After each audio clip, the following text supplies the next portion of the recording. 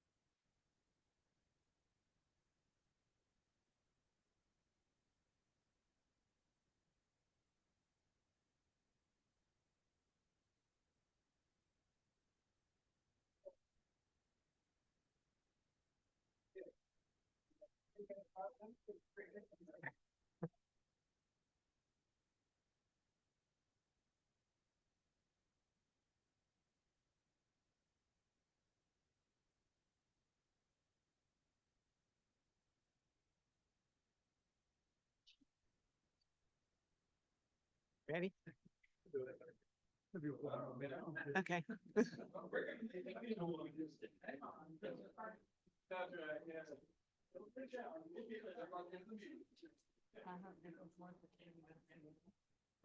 hope this is for UNCA.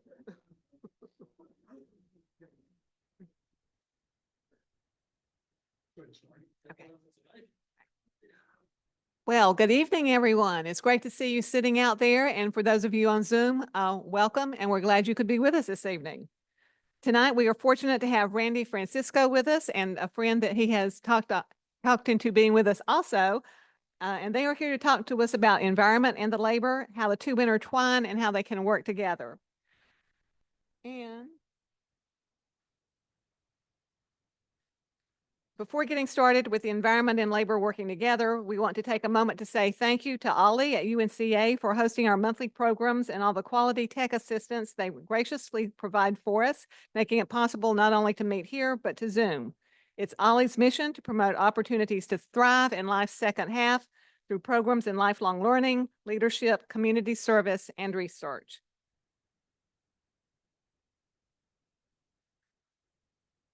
Explore, enjoy, and protect the planet. That's the Sierra Club motto. When you join our local Sierra Club, you join the national and state Sierra Clubs as well. As part of the National Sierra Club, you receive a monthly magazine on national issues and projects, and at the state level from Raleigh, currently the major project is wood chips. Our most recent ongoing projects locally are the continued effort to reduce the use of plastics and the support of our endorsed Sierra Club candidates in the November elections, which we will talk more about momentarily. It is our custom at Sierra Club to take a moment at each meeting to acknowledge with respect the land that we are on today, literally beneath our feet, is the ancestral land of the Cherokee. We thank them for protecting our forest and our environment for so many generations.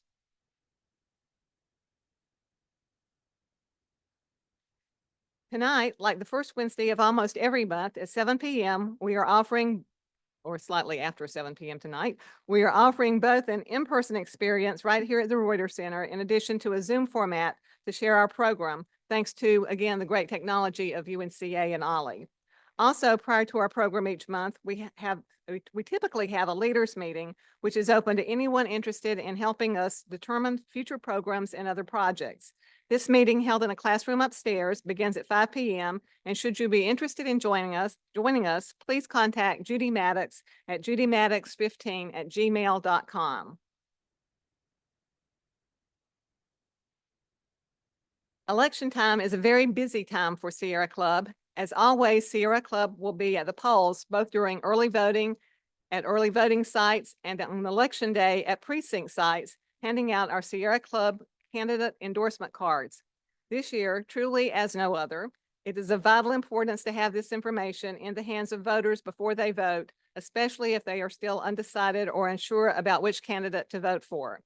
If you can help, please let us know tonight if you have not done so already by signing up on the election sheets located at the table at the front door where you came in. Oh, wonderful, even better. So please sign up. We do need you.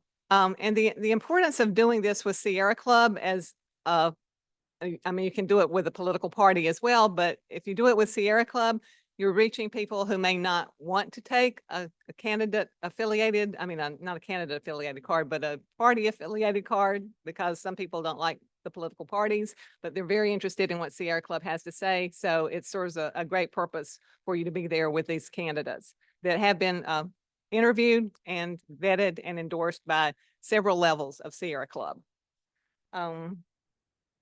Okay. We also need help in calling people who have volunteered with us before to see if they are willing to be able to do it again. And if you're interested in helping make those phone calls, which only means calling 5 to 10 people or more if you wanted to do that, please let us know. You will be hearing more about Sierra Club's election role momentarily from our political chair, Ken Brain, and he will talk to us about October's program, because that's what our October's program is going to be about. Then Sierra Club has several other organizations that we are affiliated with. And one of those is the French Broad River cleanup that we will be having, or we have, I should be saying, several activities that we are affiliated with other organizations. And we're going to hear about 3 of those in just a moment. And the first one is the French Broad River cleanup on Saturday, September the 28th. And I think Richard Kark is here to tell us more about that. Richard Kark. His name's on the chart. Oh, yeah, it's okay. Well, please consider signing up for the river cleanup on the 28th, and those who are Zooming, that's my email and phone number if you want to call me to find out more details. But it'll be the French Broad River from Pearson Bridge down to Silverline Park. And the canoes will be provided by Greenworks, so you don't have to bring canoes or paddles or PFDs or grabbers or anything, just your river shoes and a bottle of water and the desire to clean up the river. It's always a lot of fun and rewarding. And we basically paddle down the river and find things in the water or along the shore. We paddle in and grab things and throw them in the canoe. And if anybody wants to bring their own kayak, they could. And then they could just ferry junk to the nearest canoe, which are better cargo vessels, obviously. It'll be 10 o'clock on the 28th, showing up at Pearson Bridge, but more details I can give you if you're interested. If you have questions tonight afterwards, also, I'll stay around a while and you can, but I'm going to send out around a sign-up sheet. Anybody that says you're not signing your life away, it doesn't mean you have to come, but if you want to keep informed on the details of when it is and what we're doing, please sign up and keep this going. Don't stop it. I think it stopped last time. Thank you, Richard. And as you also might think, Sierra Club is very interested in electric cars, and we have Dave Erb to tell us about those, or an event for those. Thanks, Nancy. On the 29th, Sunday, the 29th of September, the Blue Ridge Electric Vehicle Club will be holding one of its 2 big annual shows. This one is called National Drive Electric Week. It'll be out at the Asheville Outlets Mall on Brevard Road from noon to 4. If you want to find us online, you can find us under driveelectricweek.org. And I'll also be here after the meeting to talk to people if you're interested. It's a big show. Typically we get 80 or more electric vehicles, mostly brought there by owners. We have a ride and drive, so probably maybe 10 or 15 of those cars will be available to go for rides with the owners. There are some dealers out there too, but it's mostly private owners, so there's not the big high pressure sales pitch. Again, it's Sunday, the 29th of September at the Asheville Outlet Mall, National Drive Electric Week. Thank you, Dave. And another community affiliation that Sierra Club has is with Blue Horizons, and Ed Maggart is here to tell us about that. Yes.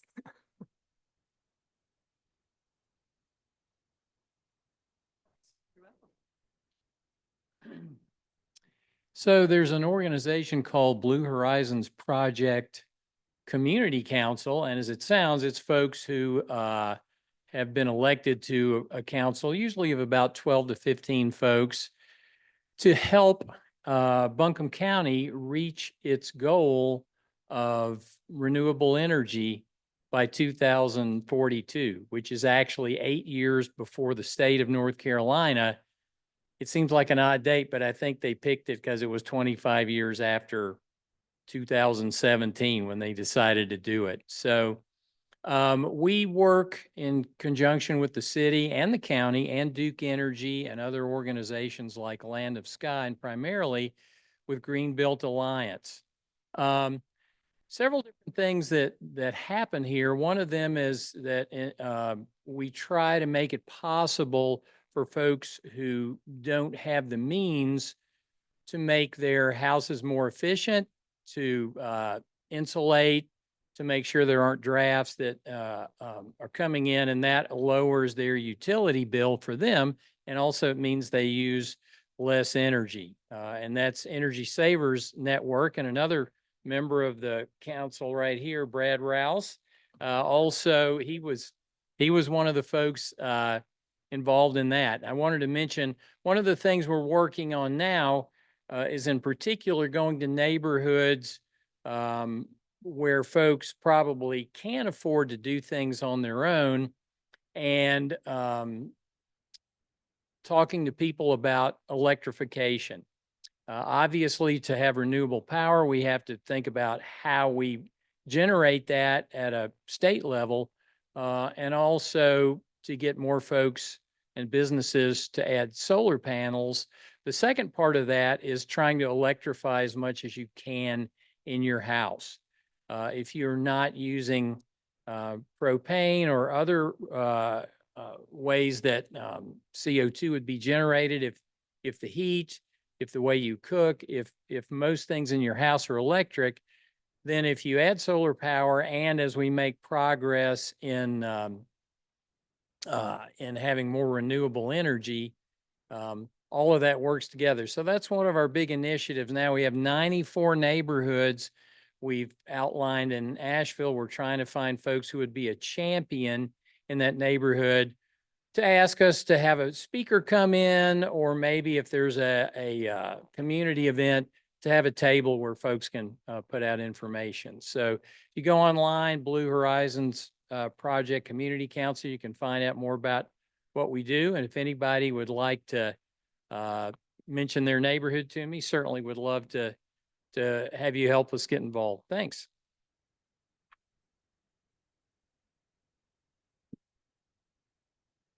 Okay. Sierra Club offers extra activities besides our monthly programs for members and guests to enjoy. Two of the most favorite activities of Sierra Club members are our adult hikes and our Kids Adventure Club.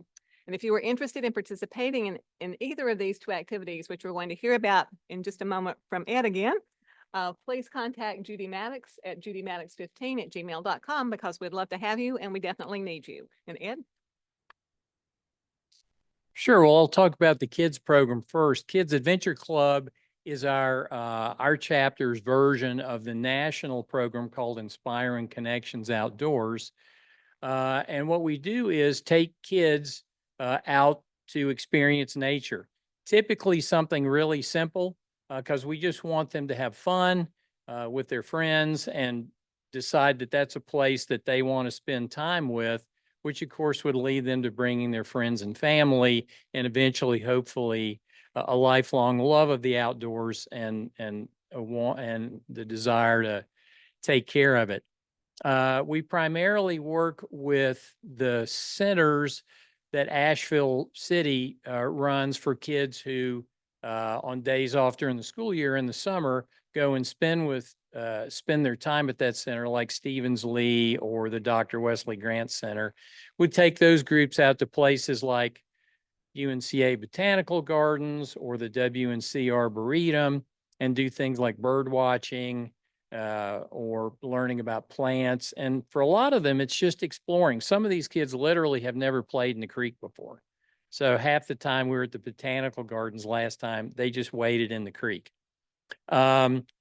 We have some programs this fall with the city center. Something new we've started last spring is working with Asheville Middle School. They have an afternoon program where kids can sign up for 8 weeks to meet once a day in the afternoon after school for a little over an hour. And we did a club last spring called Trailblazers. We're doing that again this fall. So if coming out and helping with a group of kids that's learning to love the outdoors sounds good to you, you don't have to plan the outing, you don't have to run it, you don't have to teach it. You just come help supervise and run things and get to know the kids.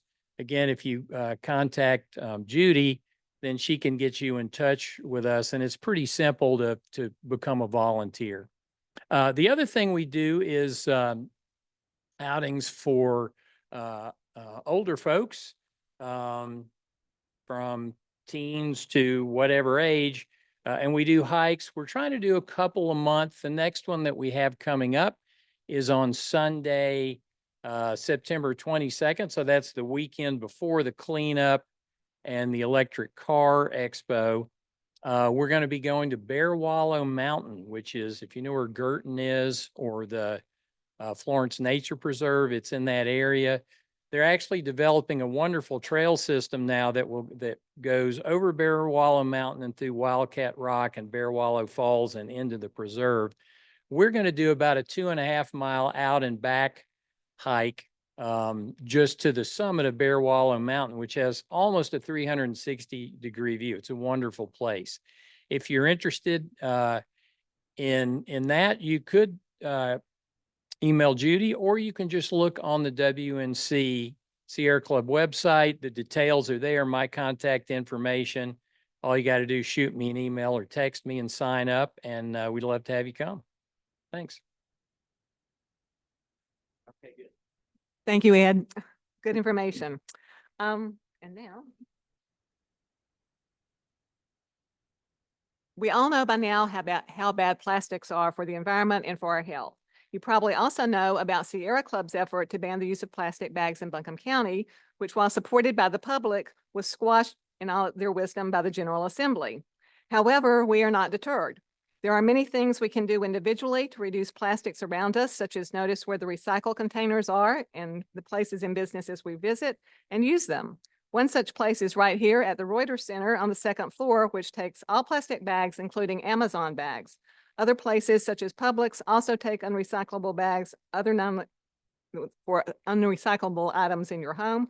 And the important thing is to find out where these places that take plastics that are not recyclable in your weekly pickup are, and where they are nearest to you, so that you will use them. And also use products, when possible, that are made from recyclable material. And Ken, did you want to add any thoughts on that? Okay, very good. So we can move on to our October slide.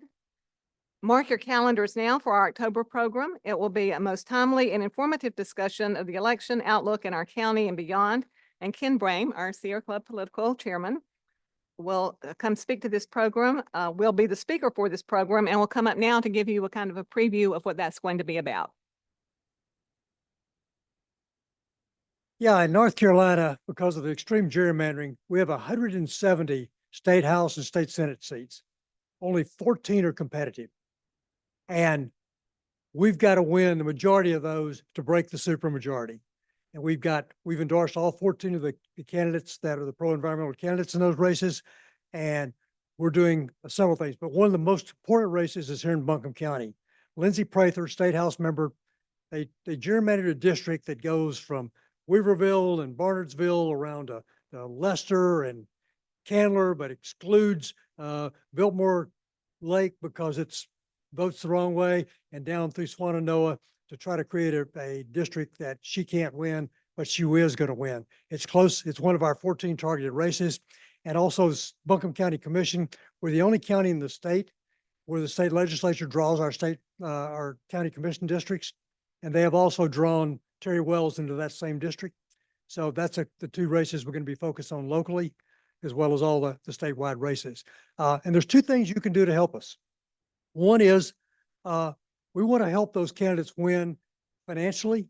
We want to be able to make contributions to them through the Sierra Club PAC. We want to be able to do mailings into those districts. We want to be able to use social media to reach young voters that are environmentally inclined in those 14 districts to make the difference, because they're all going to be razor thin, all going to be toss-ups. So you can show up at our Sierra Club PAC fundraising event, which is going to be the 24th of September from at 5:30 downstairs, downtown at the Grove Arcade upstairs, a beautiful location, chance to meet our endorsed candidates, mingle with them, hear them speak a little bit. But if you can't make that, see me afterwards and I'll tell you how you can make a contribution. Then lastly, in 2020, 100,000 people voted for governor and president and didn't even bother to make it as far down as the lieutenant governor's race. Sierra Club hands out endorsement cards. Why do we do that? To get people, we're not going to convince anybody who they're voting for president, or probably not governor, because of the hundreds of millions of dollars spent in those races. But the down ballot races, a lot of people leave them blank because they don't know anything about the candidates. But the Sierra Club endorsement cards gives them confidence to vote for those candidates down ballot. So please sign up to help us hand out those cards. Help us recruit other people to do it. That can make the difference in a close race, one way or the other. Thank you. Yes, thank you, Ken, and for all the work that you and Judy both do to make sure all of that happens. And finally, tonight, we are ready for our program that we mentioned earlier, and we are very fortunate to have with us Randy Francisco. I love your name.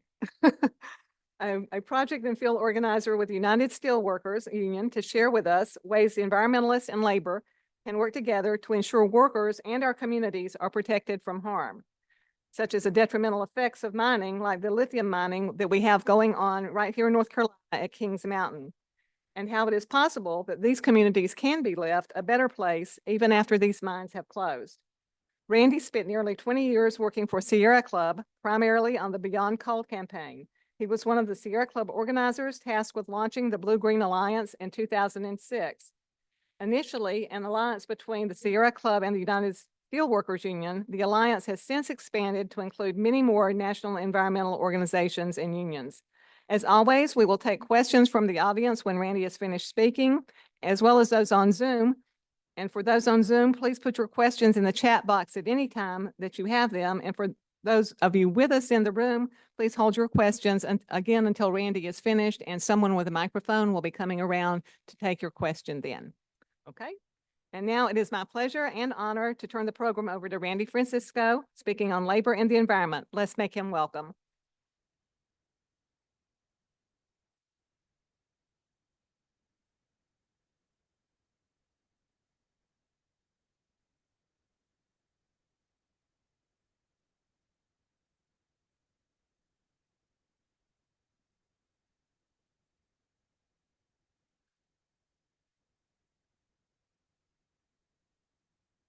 There you go.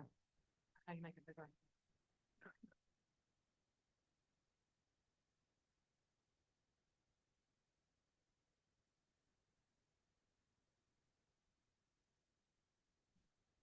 Oh, good.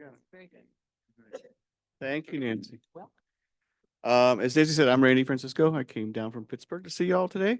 So I just want to thank you for having me here. It's really exciting to be back in amongst the Sierra Club folks that I came from. But before I get started, I actually want to bring Dan up to introduce you. Dan Taylor lives here in North Carolina and is with the Blue-Green Alliance, and he's going to be around for questions afterwards as well. But I want him to just tell him a little bit about himself before I get started too.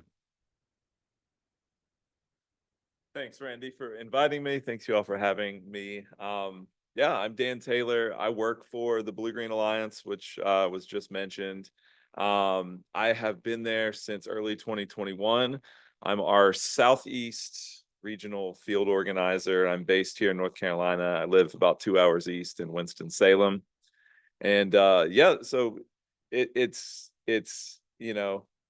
good to be here, given that, as we said, it started as a partnership between the Sierra Club and the United Steelworkers. We now have 14 organizations nationally that are members. I think 6 of those are environmental organizations, 8 of those are labor organizations. The general idea of what we do is, how do we figure out ways to get at the environmental challenges that we face, but also ensure that people have good jobs as well? So all the organizations that are Blue Green Alliance members, the way we work, they have a steering committee member that's part of our board that sets the policy that we work on. And yeah, the general idea is get people working together instead of against each other because we're stronger working together. Yeah, that's the general idea. I'd be remiss not to mention I'm also a Sierra Club member. I am active with the Foothills group in Winston, and I've been active in the past when I lived in Virginia and West Virginia as well, and glad to be here. Turn it back over to you, Randy. Thanks, Dan. So just a little about myself beyond what Nancy already, thank you, Nancy, already talked about. I have like a 15-year restaurant career before I started this career. My last hourly job in a restaurant, I got fired for trying to start a union. So then I got picked up by the AFL-CIO for an internship, which lasted about a year. And then I came to the Sierra Club back in 2003 to work on the Bush Kerry race, speaking of politics, and loved it and was there until just last year. I was laid off and came over to the Steelworkers last November. So that's a little bit about myself. I was also in on those first conversations to launch the Blue Green Alliance, which were very hard conversations at times, but it was very rewarding once we got all started. Let's see, so a little bit about the Steelworkers Union. So the Steelworkers Union was formed back in 1942. Not quite as old as the Sierra Club, I understand that. But one of the things that always jumps out to me in that process was their founding principles.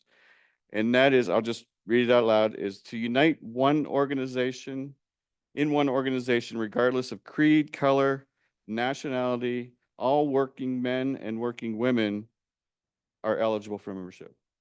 Do you know how big that was in 1942? Right? Some of the things that really got to me when I started work to learn about, even before I worked for Steelworkers, was I live in Pittsburgh.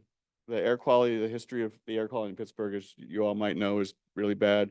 The Steelworkers were at the forefront of that fight for clean air in Pittsburgh to establish the Clean Air Act back in those days. Some of the things relative to North Carolina is we have in Kings Mountain, there is a local there called 1133. They build the fabrics that go into our car tires. So just imagine your cars. You know, you think of auto workers, but there's probably more steel workers that touch your cars than auto workers, to be honest.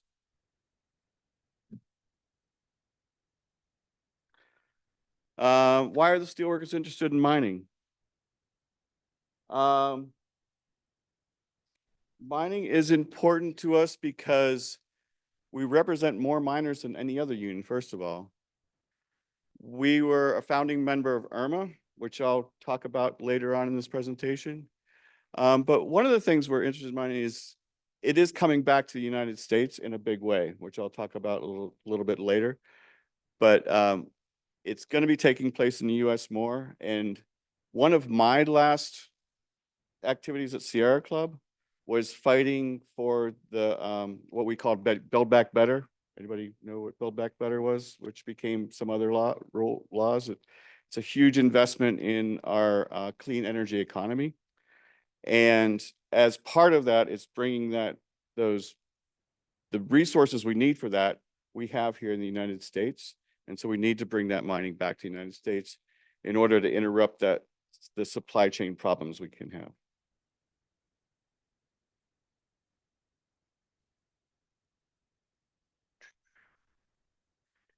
I think I'm off on.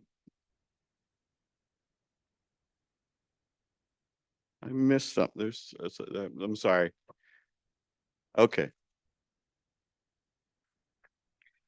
A little bit more on why we're interested in mining. Our members are environmentalists too. You might not realize that, but they mostly live rurally. They hunt, they fish, they like clean water, clean air. And I've learned this from personally talking to them. Another reason is health and safety issues. Their mining, as you imagine, is more dangerous than some other activity. It's probably the most dangerous job out there. So that's a huge issue for everybody, right?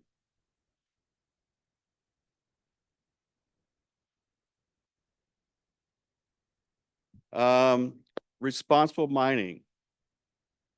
The steelworkers have recently put out their principles for responsible mining. Some of that is listed here, but it really digs into, I have a handout I'll give you later, but we want to really dig into like the early engagement with communities about what the mine is going to look like and what it's going to look like. And mines are going to go away, right? There's only so much minerals in the ground. They're going to have to be reclaimed. What's that look like as well? So we are really wanting to address these concerns early on with the communities. We want to develop impact benefit agreements that involve the community. We want to exceed existing environmental laws. How's that sound? Exceed existing environmental laws. Yeah, we want them to be more than that. This is the wrong presentation. I sent the wrong one, I think. But there's a lot of words here. I condensed into another slide. Basically, I'm just going to go on to this slide here. What are critical minerals for? There is in our satellites and our cell phones, everything that we're going to need to do, we're going to need a lot of new minerals to do it. Not new minerals, but minerals that we haven't mined historically as much as we are going to have to now. Primarily for North Carolina, that means lithium. We need to be sourcing these minerals in the United States. Folks remember the pandemic when we lost everything and our supply chain was broken? That's one of the reasons. But it's also another reason for that is to make sure that we're not using carbon intensive ways to get it halfway around the world, right? We're putting them on ships and trains. And we can better do it in the US with more oversight of the processes and making sure that we have the environmental rules in place and things like that. The growing demand, it's going to be huge, especially if you see that first one, lithium is going to be big. One of the great things about it though is lithium is 95% recyclable. So once we get it out of the ground, we can use it again. So, maybe that mining doesn't have to go on forever.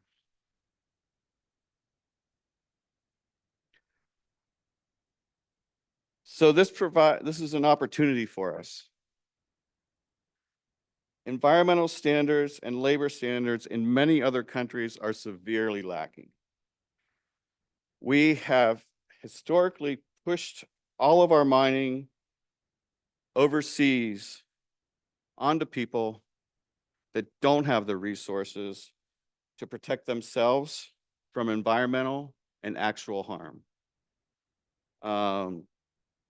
And so I think it's huge. It's hugely important for us to take responsibility for where those things are mined and how they're mined. As you can see, right now, most of this is controlled by China. The mining, most of the processing is all coming, everything we get is coming from China. There's only one active lithium mine in the United States right now in Nevada.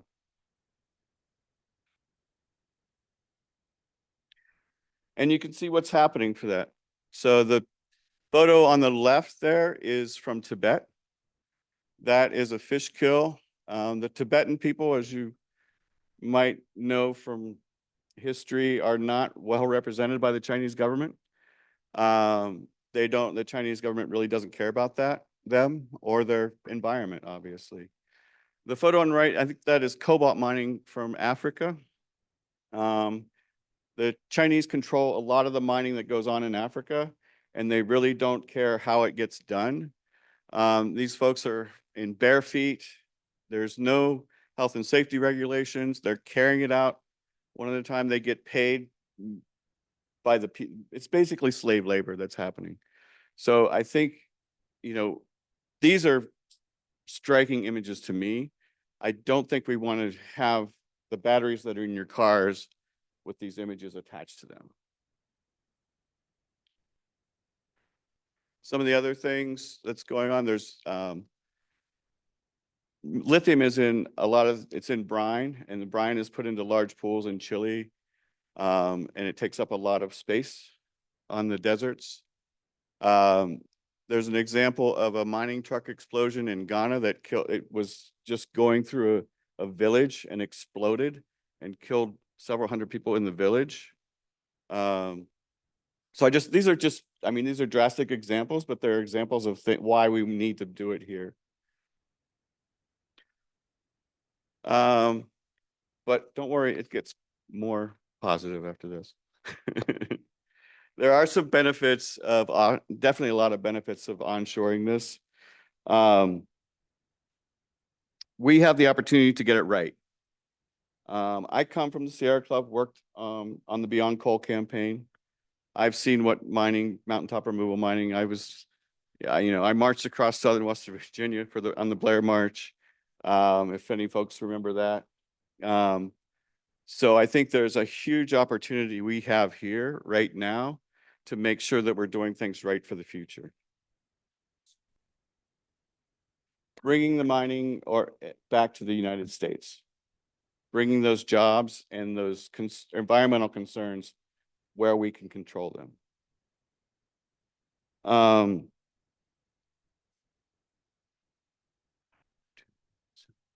And the Biden-Harris administration has given us that opportunity. I think I mentioned it before, this is one of the last things I worked on at the Sierra Club was that Build Back Better, which became the Bipartisan Infrastructure Act and some other stuff, CHIPS Acts. The Biden administration has put billions of dollars into this, much of it in North Carolina. We have the resources, and that funding is connected to labor standards, environmental standards. So it's not just like, here's the money. It's like, we've got rules to go by. 40% of these investments go to disadvantaged communities. For North Carolina, this is one example of North Carolina. This is one of the things that I'm working on is $240 million so far has gone to the Kings Mountain mine. That's a combination of DOD, Department of Defense money, and DOE money. And that is a huge investment that we're making in that area. DOD, Department of Defense. Yeah. And one of the great things about Albemarle that I'll get into in a minute is they are seeking 100% IRMA rating. IRMA is it is the Initiative for Responsible Mining Assurance. IRMA standards were developed over a 10-year period with influence from many stakeholders. And the final standards are approved via consensus by those stakeholders. And those stakeholders, you'll see in a minute here, run the gamut of both the supply chain. So it's car manufacturers, the battery manufacturers, the mining folks, and environmental organizations, indigenous groups, like all those folks got together and decided these are our standards. This is huge. They are voluntary. So the fact that Albemarle is saying that they want 100% standard at the Kings Mountain mine is huge. That would be the first 100% rated mine in the world. That has some, that's something we can grab onto and have an influence over too. These standards are better than any nation I know of, even ours. And part of these have critical requirements that include business integrity, planning and management, social responsibility, and environmental responsibility. This is a process, it's done every 3 years. So it's not like they get that and they're gone. It's every 3 years they get audited independently. And these independent auditors, they sit down and they do a desk audit, which is they look through the numbers and the permits and all that, but they also go into the community, which I think is important. And they want your opinion of what's going on. They want to hear from the community folks that this mine is doing right by them. So I think that's a huge thing that we have that we can hold on to. So what does this mean for North Carolina? $100 billion for battery investments just in North Carolina. And that includes every parts, not just the mining, but everything that, if you have questions about that, Dan can answer that later. But basically the whole supply chain is here in North Carolina. There's places that are being built to build your batteries. There's car manufacturers coming in. So that's all happening, not just in North Carolina, but I think it pretty much all is in North Carolina, but there's other places in other parts of the South that it's happening as well.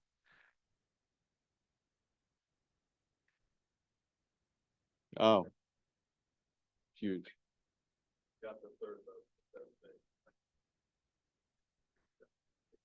Yeah. Dan, you want to just repeat that? Because I don't want to. Yeah, I can double check, but if I'm remembering correctly, I think out of every state in the US in terms of like investment from like the EV industry, North Carolina, I think, is the third highest investment of any other state. I think only Michigan and Georgia are seeing more. And yeah, as Randy said, you're seeing like EV manufacturers like VinFast are coming in, Toyota's building a giant battery plant, all kinds of huge projects. And yeah, the lithium is a big part of that. Yeah. So another one I just want to mention too. So I've mentioned the Albemarle site in King Mountain. That Albemarle site is an old lithium mine that they're reopening.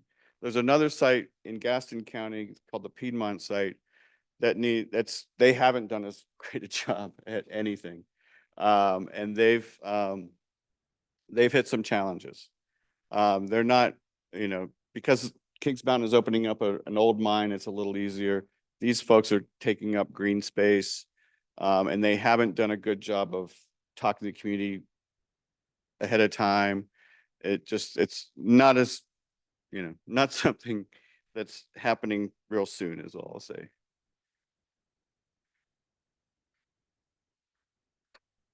So why should you care that a mine is a union mine?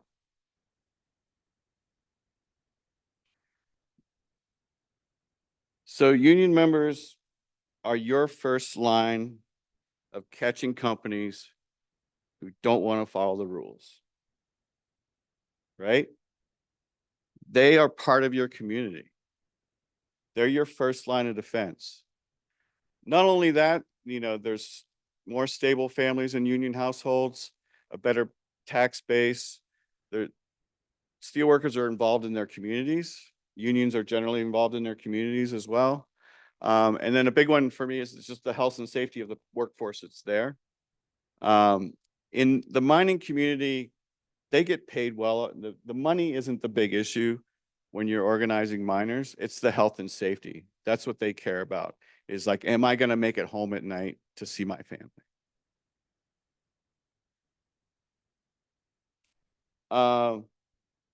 So who benefits when we don't have a union? The only one that benefits from not having a union are corporations and the 1%. You can see by this graph. As union membership has gone down, Profits have gone up.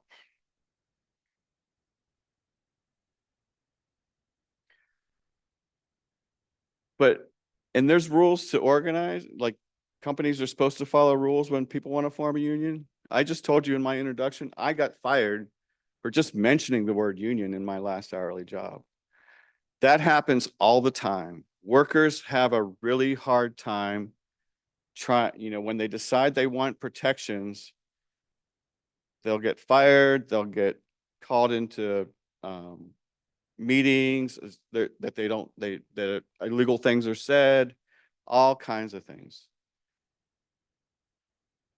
Here's a few statistics here.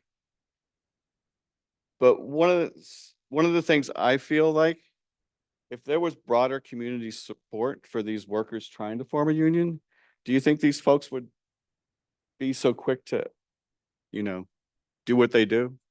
Maybe, maybe not. But if there's more people out there that are aware of what's going on and ready to engage, then I think these companies might have a different view. I can't say for sure. They're not all, there's some bad ones out there that don't care. But one of the things we try to get is neutrality from companies. And neutralities are just one way to alleviate the breaking of the laws that go on. Does anybody out there remember union bugs? Like when you bought something, there was a union bug on it. Yeah, it was important at one time. I haven't seen one in a long time. Have you? Yeah, exactly. And they still have them on printed materials, I think, but people aren't looking for them like we used to. But community pressure on employers is important in getting neutrality. We can incentivize having a unionized workforce through that agreement. And then there's also government funding sometimes is attached to those as well. So there are ways to make it less dangerous for an employee to form a union where they're not as afraid to lose their job. And then public support for unions has grown. There is right now, I don't know how many people have seen all the union organizing that's going on in this country, but we are at the highest point since the 1950s for approval of unions, which is huge. I mean, we had this golden era back just after the Roosevelt administration where folks joined unions and it was easy to join unions. There were some struggles for sure. And it was, there were sometimes it was a lot harder to form a union back then. But I think we're coming into a time where it's going to be more publicly accepted. And so we should have that community support when we do that. And one of the things that really has to happen, and this is why I came down to North Carolina, is the southern states really need to lead the way. Because there's a discount for corporations that come to the South and build stuff and make stuff. And we've seen that in Pittsburgh, in Detroit, and these places, because you're right to work states, right to not have a union states, basically, you can, you have an opportunity right now to really step up and support these folks when they are supporting. We've had some big wins. Kumho Tire was recently organized. And then there's also in Georgia, which was a really big one, 1,400 workers at the Bluebird school bus manufacturing site just formed their union this past year. Huh? They make electric school buses. That's right. So we're having wins in the South. We need you to know about it. We need the Sierra Club to step up and support these kinds of things too. I'm actually going to switch that up because that wasn't the question I had there. So basically that was the end of my presentation and I want to know what you think. I'm going to point out there's a couple, so I've got some that we're going to be passing around. These are the critical requirements for IRMA that are listed out, got a few bullet points there. And then this is the National the United Steelworkers Principles for Responsible Mining is here as well. And wait for the microphone so the people online can hear you.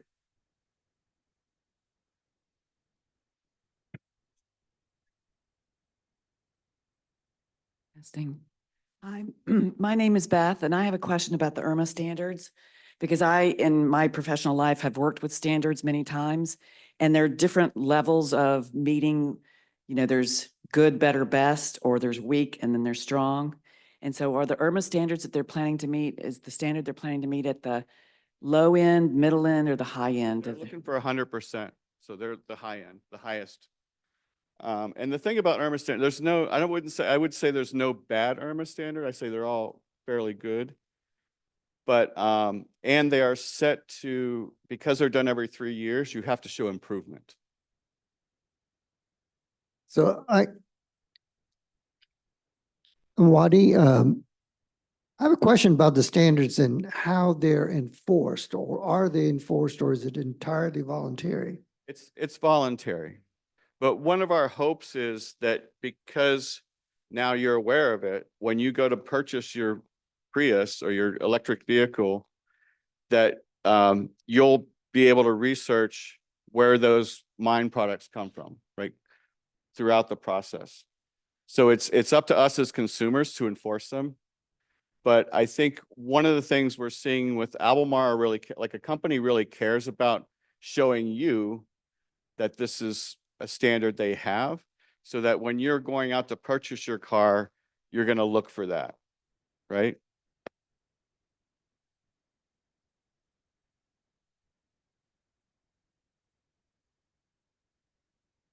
How close is the Kings Mountain mine to being going on, starting to produce? Are they getting close?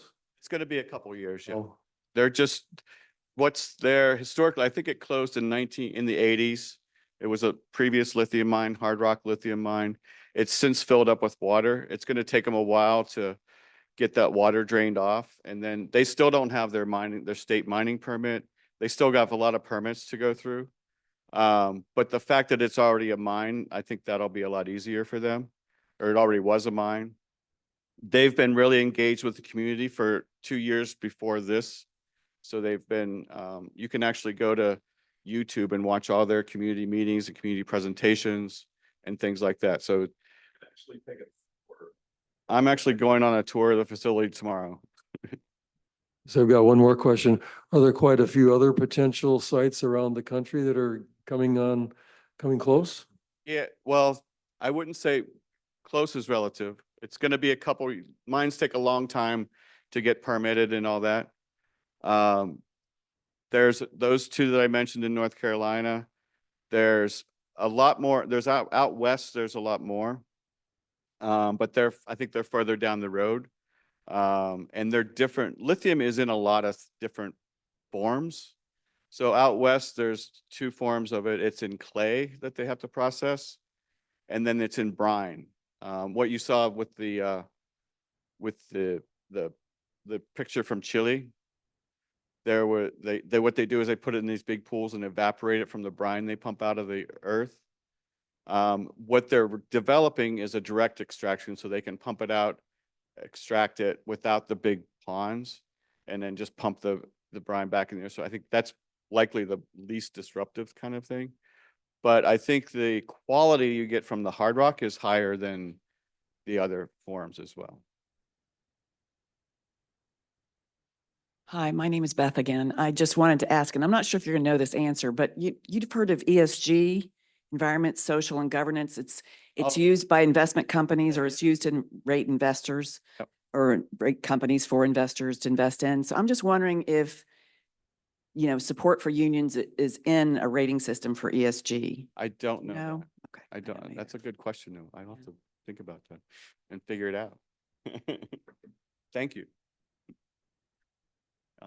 Hi, I'm from Pennsylvania, and my best friend was one of the first women, worked at J&L in Aliquippa. And when I was back there last, she gave me a tour And we went down the river and she told me each mill that she worked in. And you know, most of them are abandoned, but she said now they're redoing them. There's a wallboard facility in one, and she said they might be bringing back steel there. Are you familiar with that? There's a lot of different things going on. I'm not familiar with all of them. I live in Pittsburgh, so I know a lot of it, but I don't know. There's a lot of that is riverfront land. It's being turned over to the public again in a lot of cases too. But there is some new manufacturing coming back to Pittsburgh. I think North Carolina might be out beating us right at the moment because of the what's going on here. But that doesn't mean it's not coming back to Pittsburgh too. Yeah. But welcome. Thank you. I just wanted to. Is it correct that North Carolina? Is it correct? Is this thing on? Yeah. I think this is correct, but I wanted you to fact check me, Randy. But is North Carolina the only state in this part of the country where there are lithium deposits? Is that correct? As far as they found that I know of, and there's a lot of lithium exploring going on all over the place because it is kind of it's one of the most prolific minerals out there. But it just depends on the concentration. It's in seawater. It's in everything basically, but it depends on whether it's, concentrated enough to get it out to make it profitable for companies. But I know I was just talking to a miner from the Iron Range up in Michigan last week, and he said they're starting to drill around there. They're drilling a lot in Canada. When I say drilling, they're drilling core samples to see what's down there, basically, is what they're doing in a lot of places. I have a question about the public sentiment increasing like around 2010, I think it was the graph that you showed. Do you have any thoughts on why that was? I mean, I have personal thoughts, but I think it's, and I'll tell you though, I think it has a lot to do with our current political situation. And the fact that, the Supreme Court says corporations are people. I think that's a backlash in some sense for that. Plus, I think a lot of our younger folks who didn't grow up in like I was in a union family growing up, and I don't think my father necessarily, he didn't organize it and didn't fight. He was just, arrived in it essentially. I think because of our low wage standards in this country and having no health care, so many factors that go into just trying to make a living. Unions have become a way to kind of pull yourself up by your own bootstraps, if that makes sense, but not your own bootstraps, with everybody else's bootstraps too. Thank you.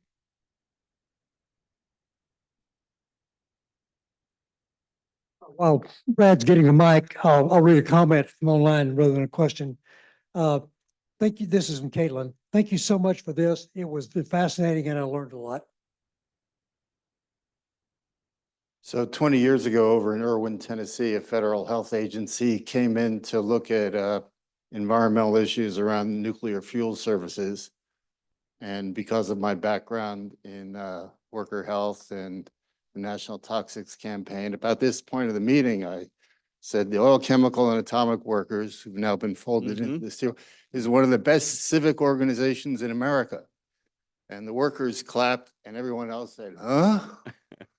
You thought they were just a bunch of self-interested, contract grubbing, overtime, pocketing, because I've seen you folks in action in many places. And I'm thinking back to what was achieved in the 80s after Love Canal with Superfund and RECRA. A lot of people don't know that your union and many others were part of a coalition. And RECRA requires groundwater monitoring, up gradient to get background levels, and down gradient for newly permitted waste sites, and requires surety bonds so that if the company goes bust, there'll be millions of dollars to clean up the site. I'm wondering if that's part of the IRMA standards.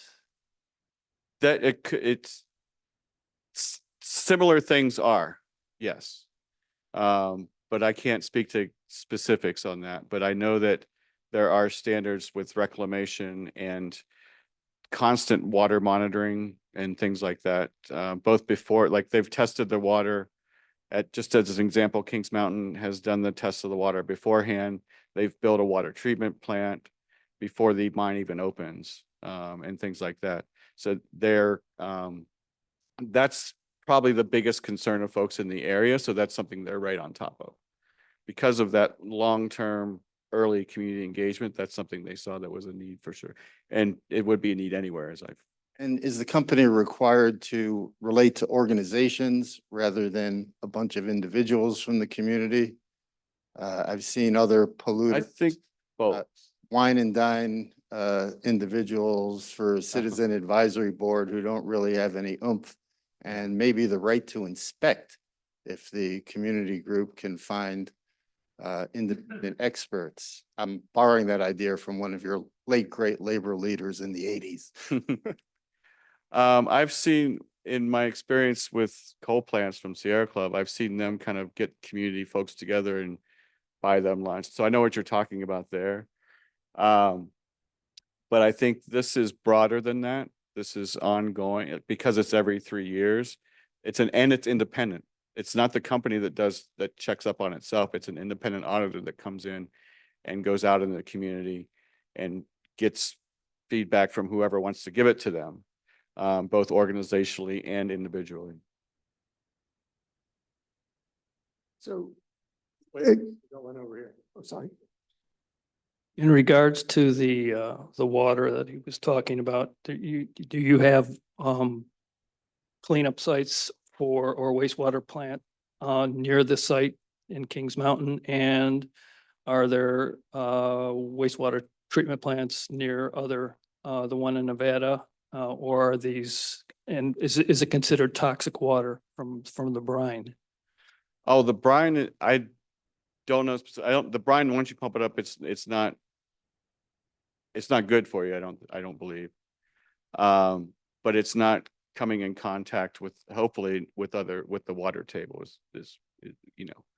And in regards to that, fracking also causes, or fracking is also something that they extract, they put water into. They put water in, yeah. And is that usually toxic? And Well, the water they put in is toxic and fracking, yeah. and that's, okay. And so in regards to the water that is it going to get treated?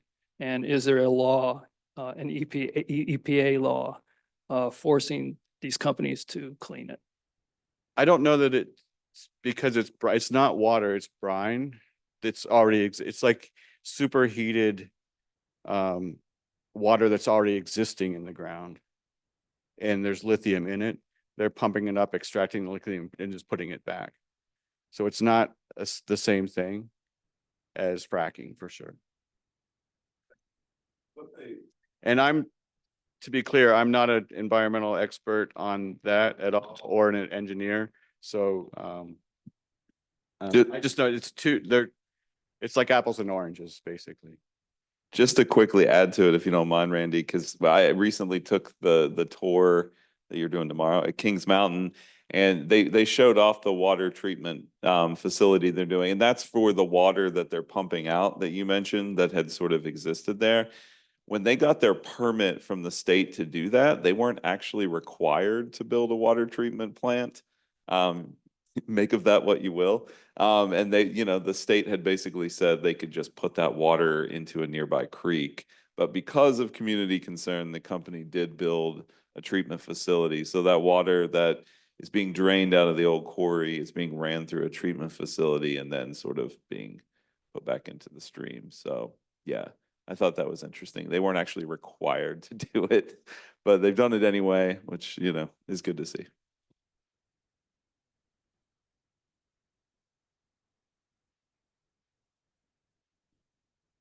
So going back to the gentleman's line of questions,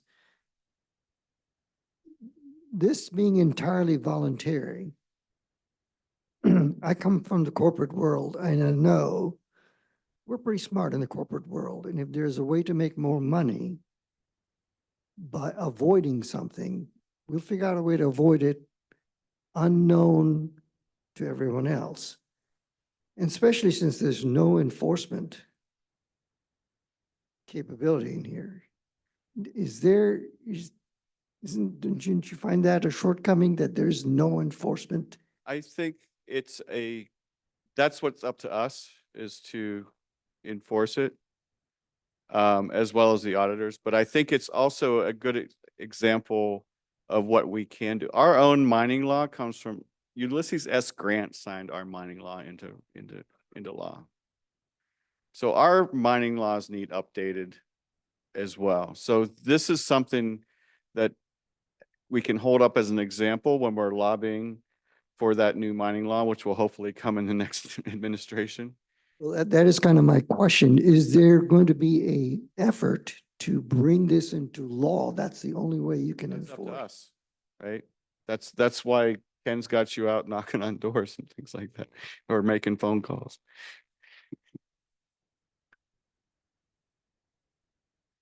And that's why I'm here.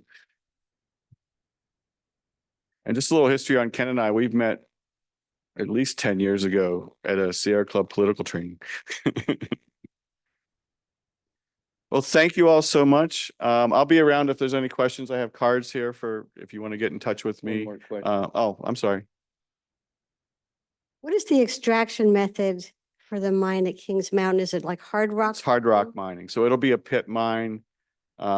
And they'll have to be using explosives because it's really hard rock. Because it's basically a reservoir at the moment and it's impermeable. So that's why it's a reservoir. And they have to drain it and then start mining it. And it has been, it's a previous mine. So they're just starting over to where it was.